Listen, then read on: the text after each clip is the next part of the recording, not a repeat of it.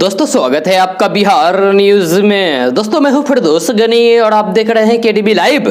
दोस्तों आज हो चुका है 2 सितंबर 2021। तो आज की बिहार की टॉप न्यूज लेकर आए हैं आपके लिए।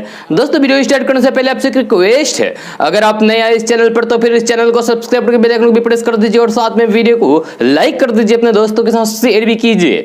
तो चलिए दोस्तों स्टार्ट करते हैं आज की पूरे बिहार की टॉप न्यूज। दोस्तों आज सबसे पहले बात करते हैं कि घरेलू एलपीजी सिलेंडर की कीमतों में एक बार फिर से बढ़ोतरी की गई है। जी हां, 15 दिन में ही गैर सब्सिडी वाले एलपीजी सिलेंडर 50 रुपए महंगा हो चुका है। जी हां, कल यानी कि 1 सितंबर को 25 रुपए की बढ़ोतरी की गई है। जी हां, इससे पहले पेट्रोलियम कंपनियों ने 18 अगस्त को गैस सिलेंडर की कीमतों में 25 रुपए का इजाफा किया था। बिहार में अब 14 किलोग्राम वाले गैर सब्सिडी वाले एलपीजी सिलेंडर की कीमतों में कल 25 रुपए का इजाफा हुआ है। इस बढ़ोतरी के बाद अब बिहार में 14 किलोग्राम के एलपीजी सिलेंडर का दाम बढ़कर करीब 1000 रुपए हो गया है।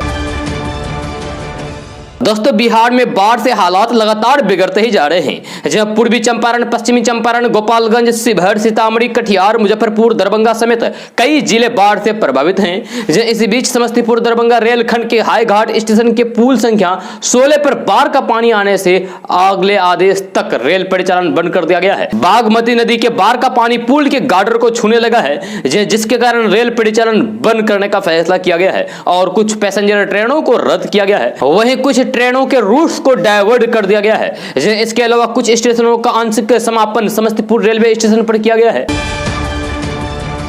दोस्तों जेल से रिहा होने के बावजूद भी दिल्ली में रह रहे लालू प्रसाद यादव की अब जल्द ही बिहार में एंट्री होगी। लालू के पटना आगमन की तैयारी हो रही है। तेजस्वी यादव ने लालू प्रसाद यादव के जल्द ही पटना आने की पुष्टि कर दी है। दिल्ली से कल पटना पहुंचे तेजस्वी यादव ने मीडिया से बात करते हुए कहा कि लालू जी की तबीयत पहले से ठीक है, उनकी सेहत में सुधार हो रहा है। धीरे धीरे आप लोगों ने देखा ही होगा कि कल जन्माष्टमी था, दिल्ली में हमारी जो बहन रहती है उनके यहाँ मनाया गया था, तो वहां लालू जी गए थे। मुझे लगता है कि वे जल्द से जल्द बिहार आ जाएंगे। लालू यादव के नजदीकी के लोग भी बता रहे हैं कि उनके पटना आने की तैयारी की जा रही है। दोस्तों अमेरिकी सेना के काबुल से वापसी के बाद भारत ने तालिबान से सीधी बात शुरू कर दी है। लेकिन संकेत साफ है कि अफगानिस्तान में भारतीय हितों की रक्षा की चुनौतियां काफी गंभीर होगी। खास तौर पर तालिबान पर चीन और पाकिस्तान के नियंत्रण को देखते हुए भारत के लिए वहां अपने राजनीतिक और आर्थिक पक्ष की पैरवी करना आसान नहीं होगा। भारत के लिए यह चुनौती इसलिए भी बड़ी होगी क्योंकि उसका पारंपरिक मित्र देश रूस भी चीन और पाकिस्तान के पक्ष में खड़ा दिख रहा है। सोमवार को संयुक्त राष्ट्र सुरक्षा परिषद की बैठक में रूस ने भारत के आग्रह को नजरअंदाज करके चीन का साथ दिया और अफगानिस्तान के हालात पर जारी प्रस्ताव का भागीदारी नहीं बना। जानकारों का कहना है कि रूस अमेरिकी सेना की वापसी के बाद इस बात से चिंता कर रहे हैं कि कहीं तालिबान उसके पड़ोसी मध्य एशियाई देशों में आतंकी गतिविधियों को न बढ़ावा दे। इसीलिए वह चीन के जरिए पाकिस्तान से और पाकिस्तान के जरिए तालिबान के संपर्क में है।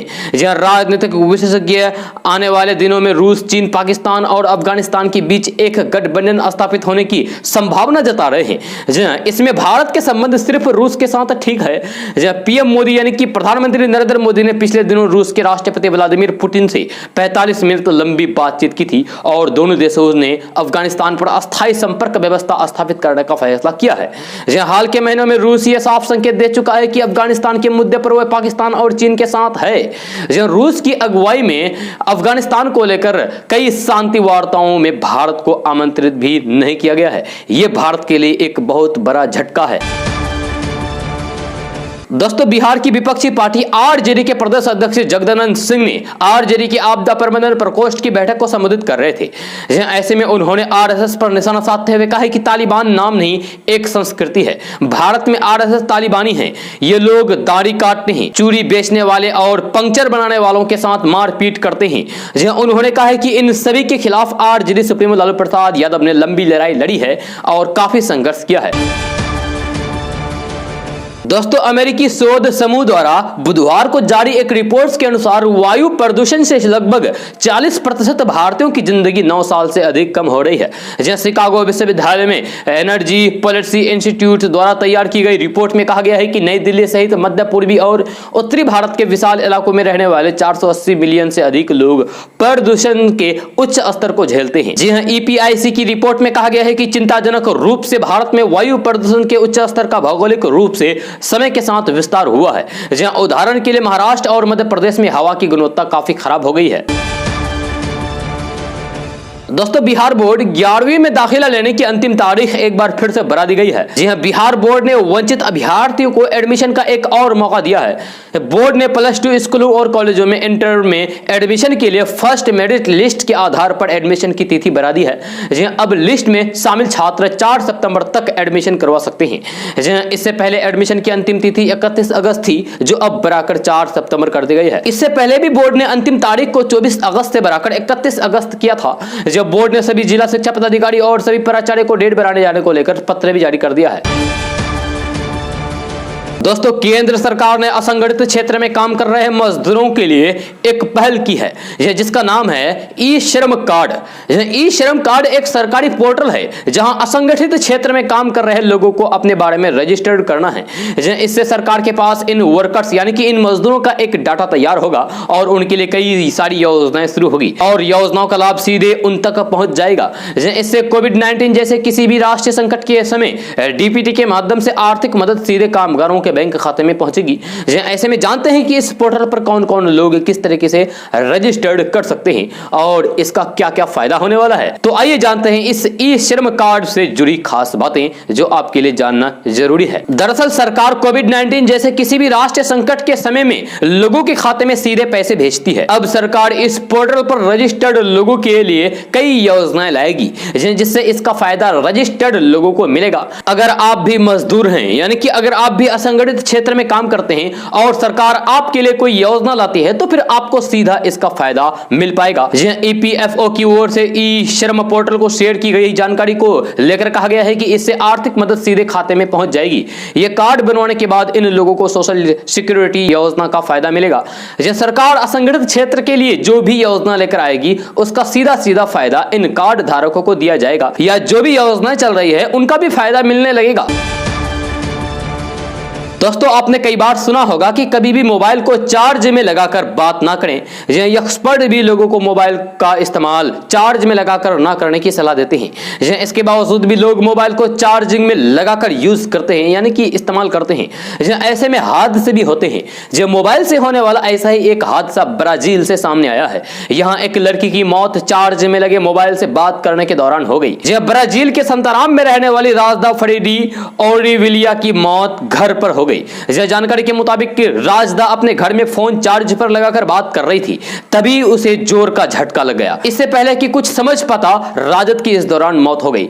उसे अस्पताल में एडमिट करवाया गया, जहां डॉक्टर्स ने उसे मृत घोषित कर दिया। कहा जा रहा है कि उस समय बारिश हो रही थी और अचानक ठनका गिरने से चार्जिंग पॉइंट में करंट दौड़ गया था। राजदा फोन पर बात करते करते अचानक गिर गई। घर वालों ने उठाया और वहीं उसे फर्स्ट एड दिया, लेकिन इसके बाद भी वो ना हिली ना डुली। उसे तुरंत अस्पताल ले जाया गया, जहां डॉक्टर्स ने उन्हें मृत घोषित कर दिया।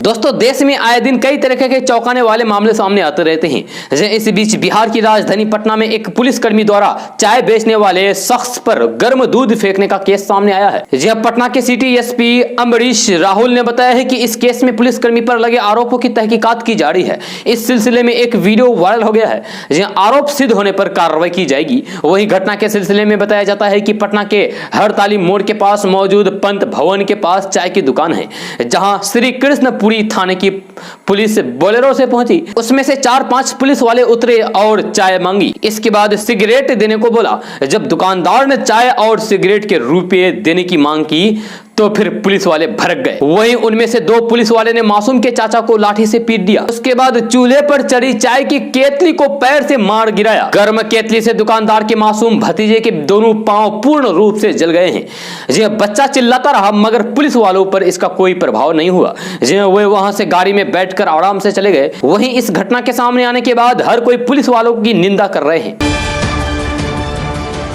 दोस्तों बिहार के 7 नेशनल हाईवे की देखरेख की निजी एजेंसियां करेगी। इसके तहत करीब 516 किलोमीटर की लंबाई में नेशनल हाईवे को पीपीपी मॉडल पर 2023 तक निजी एजेंसियों को सौंपा जाएगा। इन 7 सड़कों का निजी एजेंसियां अगले 30 साल तक देखरेख करेगी। सड़कों पर ट्रैफिक बढ़ने और फिर जरूरत होने पर सड़कों का चौड़ीकरण किया जाएगा। उसमें जो भी खर्च होगी उसकी वसूली हुए एजेंसियां सड़कों पर टोल टैक्स लगाकर करेगी। हालांकि टोल की दर तय करने के लिए केंद्र सरकार नई टोल नीति लाने की तैयारी कर रही है। सूत्रों के अनुसार पिछले दिनों केंद्रीय वित्त मंत्री निर्मला सीतारमण ने पीपीपी मोड पर नेशनल हाईवे को प्राइवेट हाथों में सौंपने की घोषणा की थी। इसमें बिहार के 7 नेशनल हाईवे भी शामिल है। इसमें है खगड़िया से पूर्णिया 70 किलोमीटर, मोकामा से मुंगेर 69 किलोमीटर, मुजफ्फरपुर से सोनवर्षा 142 किलोमीटर, पूर्णिया से दालगोला 36 किलोमीटर, हाजीपुर से मुजफ्फरपुर 39 किलोमीटर, कोटवा से मेहसी से मुजफ्फरपुर 80 किलोमीटर, बाराचट्टी से गोरहर 80 किलोमीटर नेशनल हाईवे शामिल है। इन सड़कों का निर्माण नहीं होना है। यह सड़क 30 साल के लिए दी जाएगी। इसमें ट्रैफिक के अनुसार सड़कों का समय समय पर चौड़ीकरण सहित मेंटेनेंस किया जाएगा। दोस्तों बिहार में मानसून लगातार बारिश करा रहा है। इस हफ्ते मानसून की ट्रफ लाइन बिहार से बाहर शिफ्ट होने के कारण बारिश का सिलसिला थोड़ा कम जरूर हुआ है, लेकिन ये स्थिति अधिक दिनों तक नहीं रहने वाली है। मौसम विभाग ने कहा है कि 3 से 5 सितंबर के बीच बिहार के ज्यादातर हिस्सों में भारी बारिश से अच्छी बारिश हो सकती है। जब बिहार के उत्तरी भाग में 3 से 5 सितंबर को भारी बारिश का पूर्वानुमान जाहिर किया है। जी हाँ, खासकर पश्चिमी चंपारण, पूर्वी चंपारण, सीतामढ़ी, सुपौल, अररिया और किशनगंज में भारी से भारी बारिश हो सकती है। वही 4 सितंबर को समस्तीपुर, वैशाली, मुजफ्फरपुर, सारण और सीवान में भारी बारिश की उम्मीद है। 5 सितंबर को पश्चिमी चंपारण, अररिया और किशनगंज में भी ऐसा होने की संभावना है। 3 सितंबर को ही पटना, भोजपुर, बक्सर, नालंदा, शेखपुरा, बेगूसराय, लखीसराय, मुंगेर, भागलपुर और खगड़िया में मेघ गर्जन और बिजली चमकने की आशंका जताई गई है। 3 सितंबर को मौसम विभाग ने बिहार के अधिकांश भाग के लिए येलो अलर्ट जारी कर दिया है। दोस्तों पटना में जदयू की नेशनल काउंसिलिंग की मीटिंग में जो प्रस्ताव पारित हुआ है उसके बाद बिहार की सियासत में बवाल मचा हुआ है। नीतीश कुमार को उनकी पार्टी जेडीयू ने पीएम मटेरियल बताया तो इस पर बीजेपी कह रही है कि फिलहाल पीएम के पद के लिए कोई वैकेंसी ही नहीं है। इसी मुद्दे पर बीजेपी और जेडीयू के सांसद और तमाम बड़े नेता उलझ गए हैं। जब बीजेपी सांसद अजय निषाद ने जेडीयू नेता उपेंद्र कुशवाहा पर निशाना साधा है। अजय निषाद ने कहा है कि उपेंद्र कुशवाहा यादव का दूध और कुशवाहा का चावल लेकर के खीर बना रहे थे, लेकिन खीर पकी नहीं। अब वो घूम फिर करके फिर से जदयू में आ गए हैं। निषाद ने कहा है कि जदयू के भीतर उनका एक सपना है, अगर नीतीश कुमार का केंद्र की राजनीति में प्रमोशन होता है तो फिर बिहार में मुख्यमंत्री का पोस्ट खाली होगा। आजकल तो उनका होर्डिंग भी लग रहा है कि भावी मुख्यमंत्री उपेंद्र कुशवाहा ही है।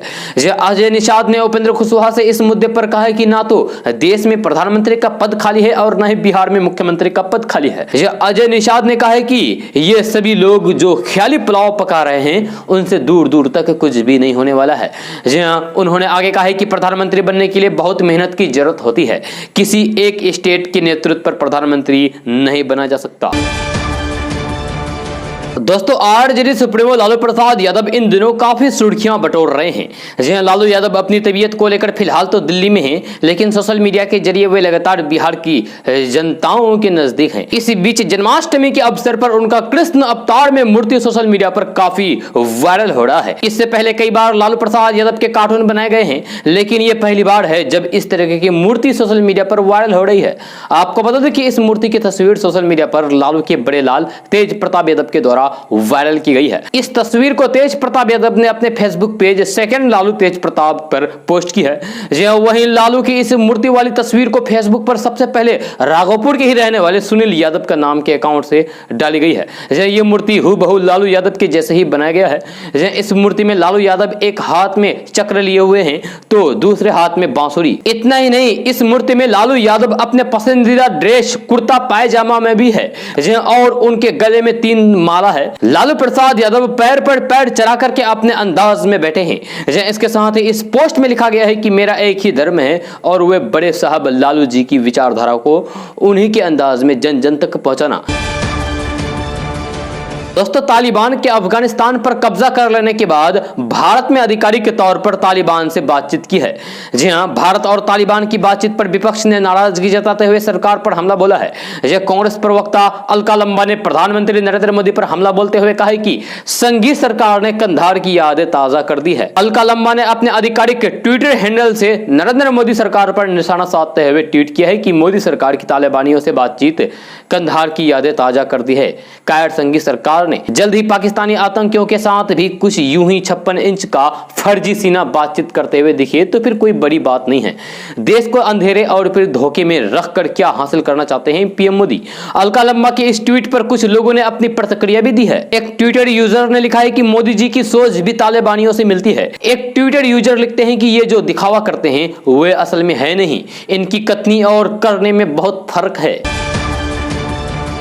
दोस्तों, जदयू को कांग्रेस ने खुला आमंत्रण दे दिया है। कांग्रेस ने कहा है कि मुख्यमंत्री नीतीश कुमार को बीजेपी से नाता तोड़कर महागठबंधन के साथ आ जाना चाहिए। बिहार विधानसभा में पार्टी विधायक दल के नेता अजित शर्मा ने सीएम नीतीश कुमार को महागठबंधन में आने का न्योता देते हुए कहा है कि अगर वे वहां कंफर्टेबल नहीं महसूस कर रहे हैं तो महागठबंधन में आ जाएं। यहाँ पर हम सभी मिलकर विकास के कामों को आगे बढ़ाएंगे। अजित शर्मा ने कहा है कि बिहार एनडीए में जेडीयू और बीजेपी के बीच बहुत कुछ अच्छा नहीं चल रहा है। कहने को तो सिर्फ मुख्यमंत्री नीतीश कुमार हैं, बार बार उन्हें अपमानित किया जा रहा है। आरआरओबी उद्घाटन कार्यक्रम का जिक्र करते हुए उन्होंने कहा है कि कार्यक्रम में सीएम का फोटो का ना होना, उन्हें निमंत्रण नहीं देना बीजेपी की इस हरकत से पूरा विश्वास शर्मिंदा है। वहीं जेडीयू दौरान सीएम नीतीश कुमार को पीएम मटेरियल बताए जाने पर कटाक्ष करते हुए कहा है कि इस वक्त पीएम मटेरियल का मुद्दा उठाना समझ से परे है, क्योंकि लोकसभा चुनाव 2024 में होना है। इसके पहले इस प्रकार के मुद्दे को उछालना कहीं ना कहीं यह साबित करता है कि बीजेपी जेडीयू में सब कुछ ठीक नहीं चल रहा है। दोस्तों, पंचायत चुनाव की अधिसूचना जारी होते ही पंचायतों में चुनावी गतिविधियां तेज हो गई है। जनप्रतिनिधियां अपनी जीत सुनिश्चित करने को लेकर इंटरनेट मीडिया के साथ साथ मतदाताओं के बीच जनसंपर्क अभियान चला रहा है। पंचायत चुनाव को शांतिपूर्ण एवं पारदर्शी बनाने को लेकर निर्वाचन आयोग द्वारा कई दिशा निर्देश जारी किए गए हैं। मतदान के लिए मतदाताओं का पहचान पत्र होना अनिवार्य है। पहचान पत्र के अभाव में कोई मतदाता अपने मताधिकार से वंचित न हो, इसे देखते हुए राज्य निर्वाचन आयोग ने निर्देश जारी किया है, जिसके तहत अलग अलग प्रकार के 16 पहचान पत्र पंचायत चुनाव के दौरान मतदान कार्य के लिए मान्य होंगे। जानकारी के अनुसार पिछले विधानसभा चुनाव में निर्वाचन आयोग द्वारा 14 प्रकार के पहचान पत्र को ही मतदान के लिए मान्यता दी गई थी। परंतु पंचायत चुनाव 2021 के लिए निर्वाचन आयोग ने मतदान के लिए फोटो युक्त जमीन का दस्तावेज एवं सशस्त्र लाइसेंस को भी मतदान पहचान पत्र के लिए मान्यता दी है। निर्वाचन आयोग के निर्देश अनुसार कोई भी मतदाता पहचान पत्र के रूप में मतदाता पहचान पत्र के अलावा आधार कार्ड, फोटो युक्त पेंशन कार्ड, मनरेगा द्वारा जारी जॉब कार्ड, श्रम संसाधन विभाग द्वारा जारी स्मार्ट कार्ड, राष्ट्रीय जनसंख्या रजिस्टर द्वारा जारी स्मार्ट कार्ड, बैंक या फिर डाकघर द्वारा जारी फोटो युक्त passbook, PAN card, driving licence, राज्य या फिर केंद्र सरकार के कर्मियों का फोटो युक्त पहचान पत्र, सांसदों और विधायकों द्वारा जारी पहचान पत्र या फोटो युक्त स्वतंत्रता सेनानी पहचान पत्र, फोटो युक्त विकलांगता पहचान पत्र, सशस्त्र लाइसेंस, पासपोर्ट, शैक्षणिक संस्थानों द्वारा जारी फोटो युक्त पहचान पत्र और फोटो युक्त संपत्ति दस्तावेज का प्रयोग मतदान के लिए पहचान पत्र के रूप में किया जा सकेगा। दोस्तों, कांग्रेस के पूर्व अध्यक्ष राहुल गांधी ने घरेलू रसोई गैस यानी कि एलपीजी के बढ़ते दामों को लेकर बुधवार को सरकार पर निशाना साधा है और कहा है कि देश अन्याय के खिलाफ एकजुट हो रहा है। जब कांग्रेस पार्टी पेट्रोल, डीजल और एलपीजी की कीमतों में वृद्धि को लेकर सरकार पर लगातार हमला करती रही है और केंद्र सरकार द्वारा लगाए गए कुछ करों यानी कि टैक्स को हटाकर उन उत्पादों के दाम कम करने की मांग कर रही है। जब राहुल गांधी ने ट्वीट किया और लिखा है कि जनता को भूखे पेट सोने पर मजबूर करने वाला खुद मित्र छाया में सो रहा है, लेकिन अन्याय के खिलाफ देश एकजुट हो रहा है। यह कांग्रेस के पूर्व अध्यक्ष राहुल गांधी ने हैशटैग भाजपा की लूट के खिलाफ भारत लिखते हुए 4 महानगरों में इस साल जनवरी से लेकर अभी तक एलपीजी गैस सिलेंडर के दामों में हुई वृद्धि की एक सूची भी जारी की है।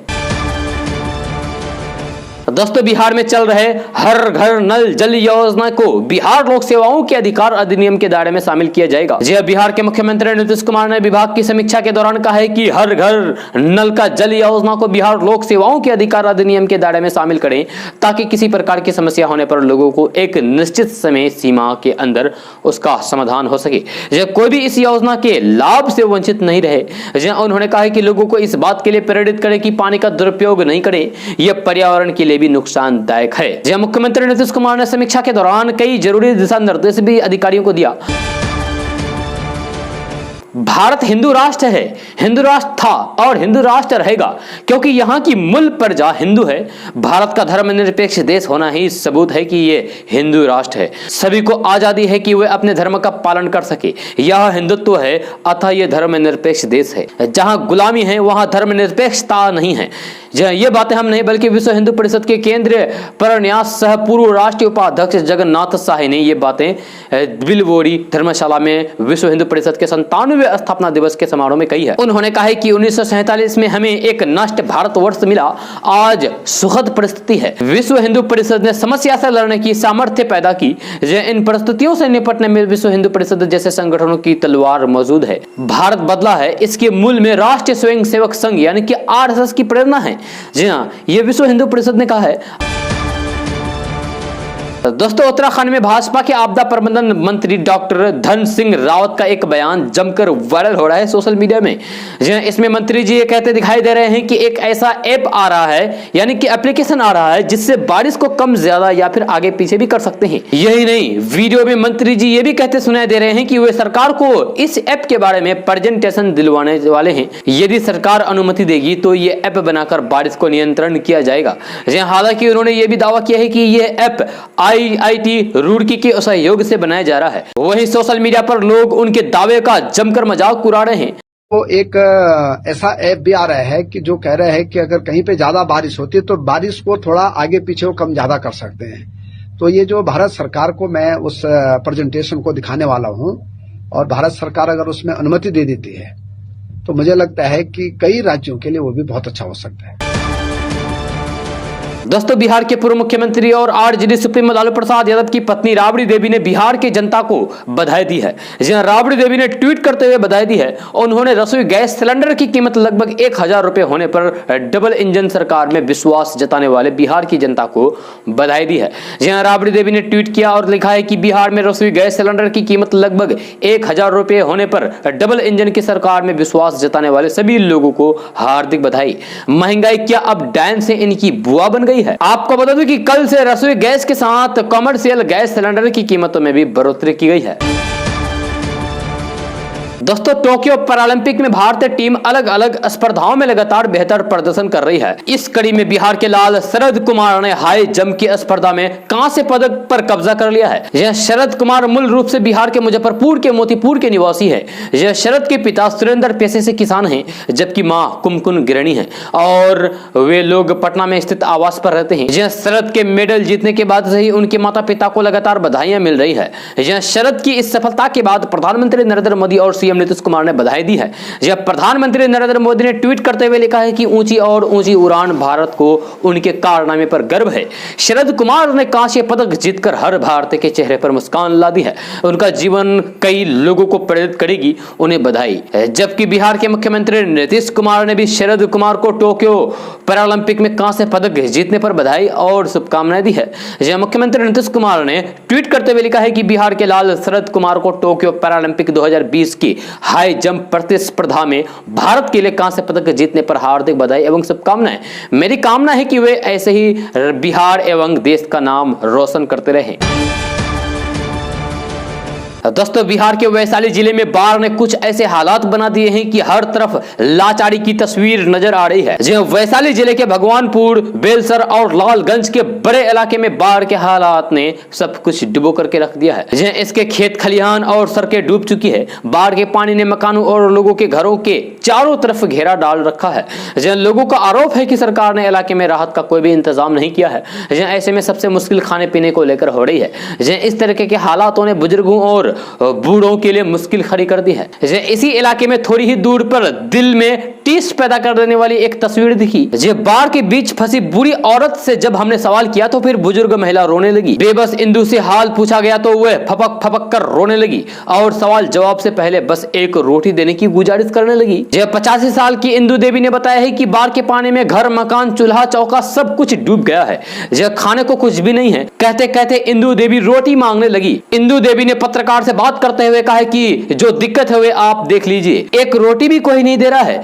कुछ खाने पीने की कोई भी व्यवस्था नहीं है, जैसे चूल्हा चौका घर बार सब कुछ पानी में डूब गया है, सिर्फ एक खटिया के सहारे रोड पर गुजर बसर हो रहा है बिना खाए पिए। बेलसर के ही ऐसे ही इलाके में बाढ़ के पानी में घिरी 80 साल की कबूतरी देवी मिली, जहां कबूतरी देवी पिछले 8 दिनों से अपनी झोपड़ी में खाट पर अकेले बैठी है और बाढ़ के जाने का इंतजार कर रही है। जब पानी से बचने के लिए खाट को 5 ईंटों का सहारा देकर मचान बनाया है, जिस पर कबूतरी बाढ़ की बेबसी को निहारती मिली। जहां कबूतरी ने बताया है कि 4 बेटे हैं जो आसपास में बाढ़ के हालात में फंसे हैं, जब बेटे आकर कुछ खाने को दे जाते हैं, बस उसी पर गुजर हो रहा है। आपको बता दें कि गंगा के साथ गंडक और अन्य छोटी नदियों में आए उफान ने बिहार में बाढ़ ने बेहद हालत खराब कर दिया है। जी हां, हालत को और भी खराब कर बना रही लापता सरकारी मशीनरी, जो इस मुश्किल हालात में कहीं नजर नहीं आ रही है।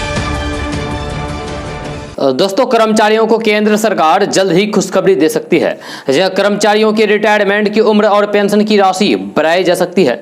यह प्रधानमंत्री की आर्थिक सलाहकार समिति की ओर से यह प्रस्ताव जारी किया गया है। इसमें देश में लोगों के काम करने की उम्र सीमा बढ़ाए जाने की बात कही गई है। साथ ही पीएम की आर्थिक सलाहकार समिति ने कहा है कि देश में रिटायरमेंट की उम्र बढ़ाने के साथ यूनिवर्सल पेंशन सिस्टम भी शुरू किया जाना चाहिए।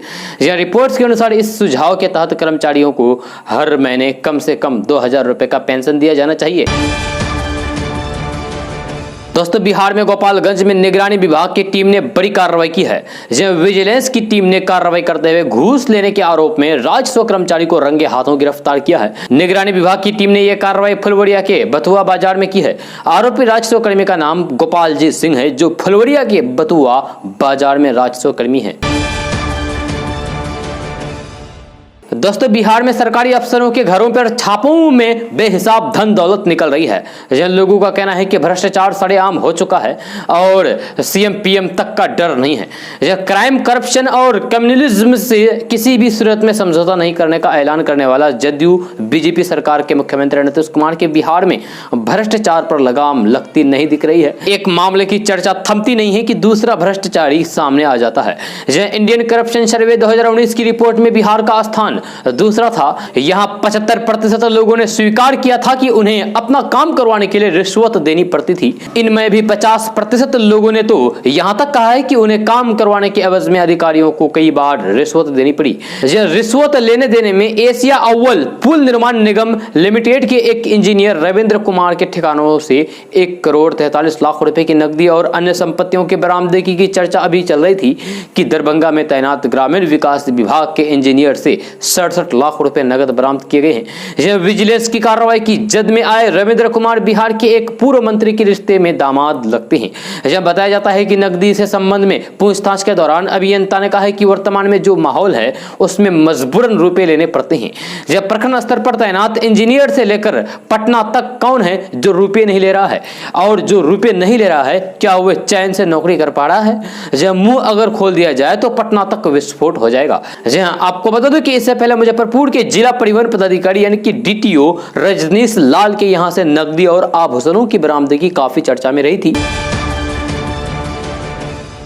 दोस्तों, बंगाल से सटे बिहार के सीमांचल का जिला कटिहार बंगाल के लोगों के लिए कोरोना वैक्सीनेशन के मामले में वरदान साबित हो रहा है। प्रतिदिन कटिहार के कई केंद्र में पहुंचकर बंगाल के अलग अलग जिले से बड़ी संख्या में लोग वैक्सीन ले रहे हैं। यह संख्या हर रोज बढ़ता ही जा रहा है। बंगाल के लोगों की माने तो वहां वैक्सीन कम होने के कारण केंद्र पर अत्यधिक भीड़ जुटी है, मगर सभी को टीके लग नहीं पाते।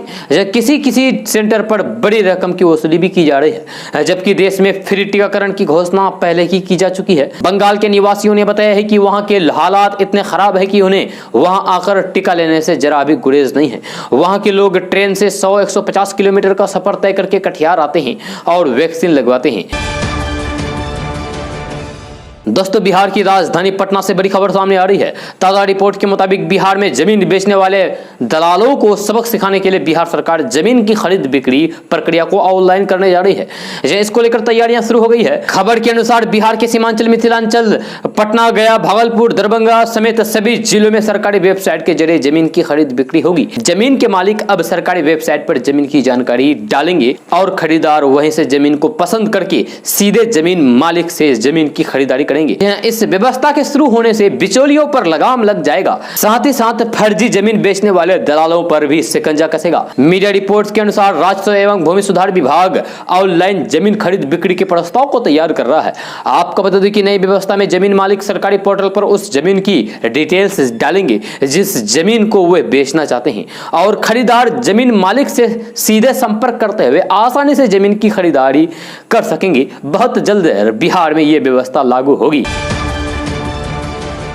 दोस्तों, सड़क दुर्घटना को कम करने के लिए पूरे बिहार की व्यस्त सड़कों पर फुट ओवर ब्रिज का निर्माण होगा, यानी कि FOB का निर्माण होगा। इसमें उन इलाकों को प्राथमिकता दी जाएगी जहां सड़क पैदल पार करने के क्रम में सड़क दुर्घटनाएं हो रही हो।